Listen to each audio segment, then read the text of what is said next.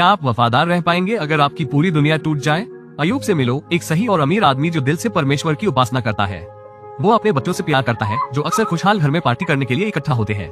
स्वर्ग में शैतान परमेश्वर को चुनौती देता है, ये कहते हुए कि अय्यूब सिर्फ आशीषों की वजह से उसकी सेवा करता है। अय्यूब की परीक्षा लेने की अनुमति से शैतान आपदा लाता है। हमलावर जॉब के पशुओं को चुरा लेते हैं और नौकर भाग जाते हैं। अचानक तूफान उस घर को गिरा देता है जहाँ अय्यूब के बच्चे पार्टी कर रहे थे। कोई नहीं बचा। तबाह होकर अय्यूब दुख में कपड़े फाड़ देता है, फिर भी वो उपासना में जमीन पर गिर जाता है। शैतान अपने आरोप को बढ़ाता है, इस पर जोर देता है कि अगर अय्यूब कष्ट उठाता है तो वह जरूर परमेश्वर को श्राप देगा।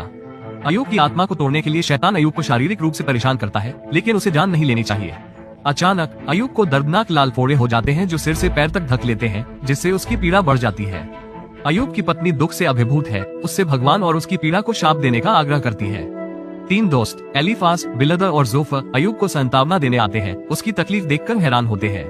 7 दिनों तक वे अय्यूब के दर्द की गहराई को समझते हुए चुपचाप बैठे रहते हैं। जब वे आखिरकार बोलते हैं तो हर दोस्त कहता है कि अय्यूब ने ऐसी सजा के लिए कुछ पाप किया होगा।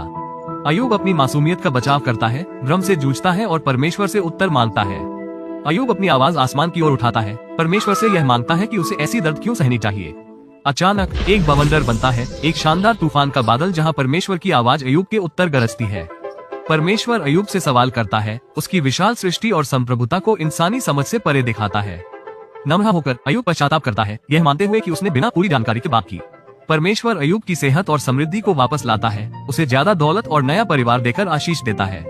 अपनी सभी परीक्षाओं के दौरान अय्यूब का मजबूत विश्वास परमेश्वर में भरोसे का एक बेमिसाल उदाहरण है।